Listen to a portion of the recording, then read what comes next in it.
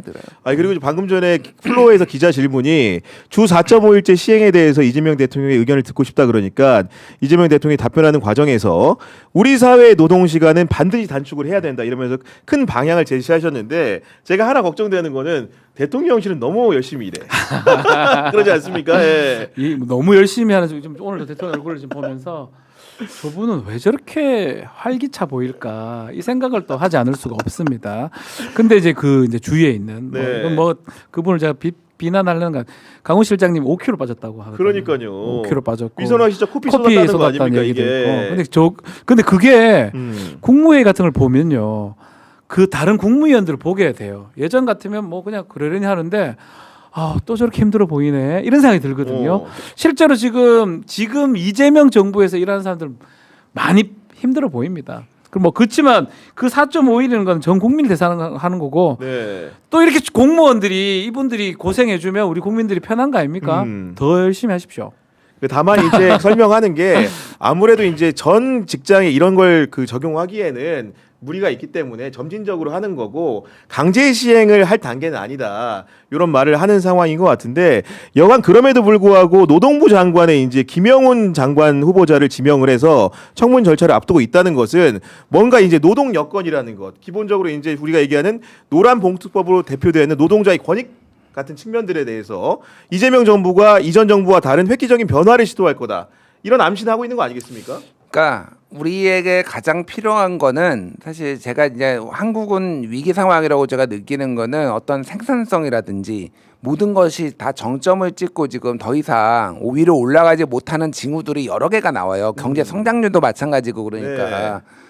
그러니까 여기에는 이제 어떤 구조적인 체질 개혁도 필요하고 뭐 여러 가지가 필요하다면 거기에는 누군가는 손해를 보고 누군가는 이득을 보고 이런 문제들이 발생합니다. 그러면은 가장 중요한 건 사회적 대타협이에요. 그러니까요. 그러니까 테이블에 앉혀가지고 이거를 논의를 할 수 있는 그게 이제 뭐 옛날에 김대중 대통령이 만들었던 경사노위라든지 그러니까 노사정이었죠. 그때는 막 이런 것들이 이제 있는데 그게 잘 안 굴러갔어요. 그러니까. 근데 지금 이재명 대통령이 하려는 건 그 어떤 사회적 대타협의 복원인 것 같고 그게 저는 정말로 필요하다. 주 4.5일제 뭐 도입하면 하는 거죠. 그러니까 그거를 그러면 어떻게 부작용이 적게 할 것인가에 대해서 각각 논의를 해보면 되는 거예요. 강제로 하지는 않았고 예전에 주 5일제 할 때도 그때도 나라 망한다고 다 얘기 나왔어요. 그때. 지금은 주 6일 일하라고 하면 나 죽을걸요. 지금.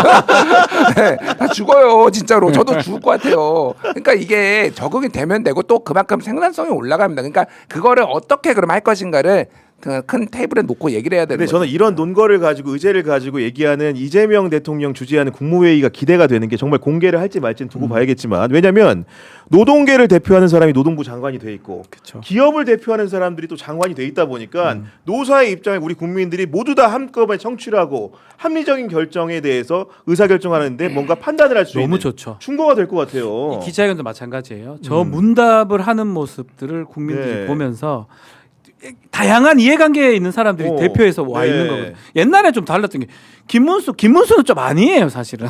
노동자 대표라고 보기엔 조금 다르죠. 뭐 그래 볼 사람도 있겠지만 제가 봤을 땐 그건 다르다고 봐야 될 거고. 김문수인데 경기도지사입니다, 그 사람은. 그 전에 따져보면. 그리고 야당 쪽에 있었고. 근데 김영훈 지금 장관 이제 후보자하고 또 중소벤처기업부장 장관이라든지 기재부 같이 국무회의에서 이런 의제가 나왔을 때 지금 최저임금도 지금 이런 거 해야 된단 말이에요. 그렇죠. 상당히 볼만할 것 같아요. 그 의견을 나누는 과정에서. 저도 너무 기대됩니다. 저는 그래서 이재명 대통령이 소통이라든지 보여주기식 나쁘게 말하면 보여주기식인데 많이 좀 보여달라라는 말씀을 꼭 드리고 싶어요. 기자회견도 좀 많이 해주시고 예전에 경기지사 할 때 제가 기억하기로는 뭔 일만 생기면 그 자리에 가셨거든요. 제 기억하기로 저 인터뷰 저도 몇 번 했었는데 만약에 저쪽에 뭐 문제가 있다 하면 그 하천에 가서 얘기 들어보고 뭐가 불만이십니까? 이래주면 됩니까?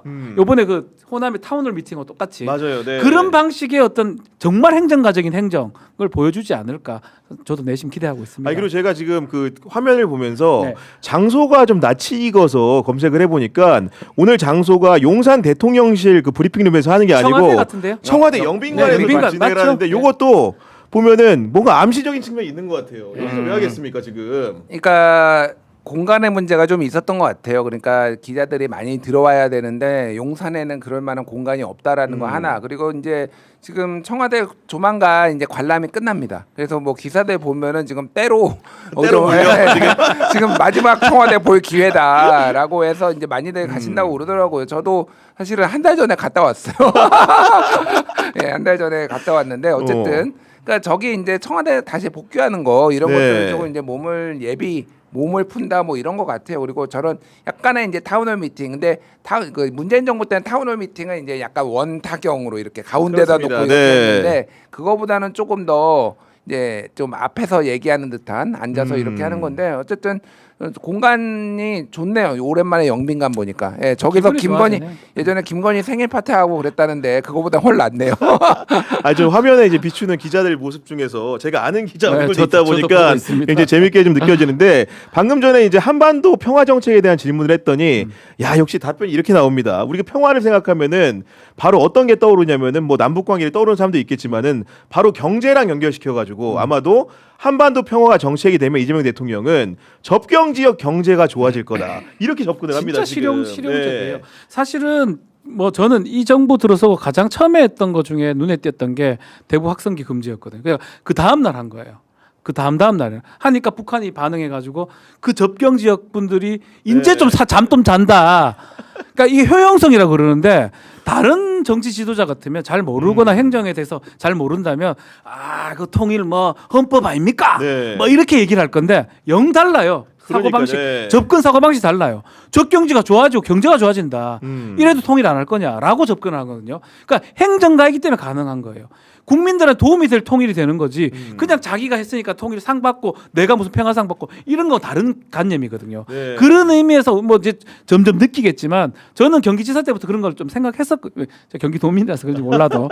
근데 지금 이재명 대통령이 딱 그렇게 가고 있는 모양새가 아닌가. 그래서 통일도 좀 다른 방법 또 우리 국민들한테 더 와닿는 방법 그 얘기를 해주는 게 저는 오히려 더 필요하다고 봅니다. 그리고 결국은 한반도의 그런 원칙이라는 평화 원칙이라는 것이 이재명 대통령은 대화와 소통이 상당히 중요하다.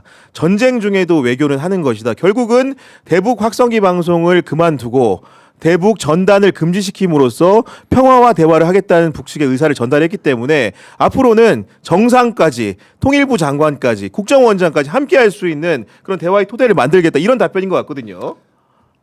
이거는 그러니까 찬반이 있는 거잖아요. 예를 들면은 북한의 인권을 위해서 우리가 뭐 이렇게 그 대북 전단지도 뿌려야 되겠다. 뭐 이런 사람들도 있어요. 저는 반대하지만은 존중합니다.